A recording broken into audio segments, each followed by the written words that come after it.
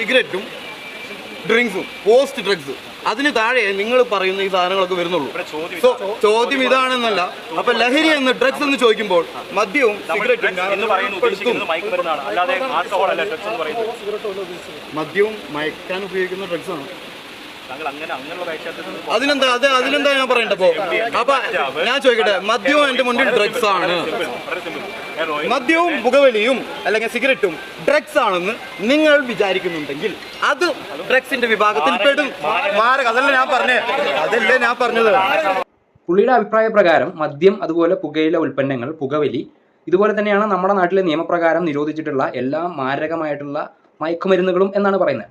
അപ്പോൾ ആ എക്സാമ്പിൾ പ്രകാരമാണെങ്കിൽ പുള്ളിക്ക് നാളെ ഒരു കല്യാണം കഴിക്കണമെന്ന് തോന്നുകയാണെന്നുണ്ടെങ്കിൽ പുള്ളി സ്വന്തം പെങ്ങളെ തന്നെ കെട്ടുമായിരിക്കും. കാരണം പെങ്ങളും സ്ത്രീയാണ്, അമ്മയും സ്ത്രീയാണ്, അതുപോലെ ഭാര്യയും സ്ത്രീയാണ്. എല്ലാം സ്ത്രീയായ സ്ഥിതിക്ക് നമുക്ക് സ്വന്തം പെങ്ങളെ കെട്ടുന്നതിനും തെറ്റില്ല. കാരണം എല്ലാം സ്ത്രീകളാണല്ലോ.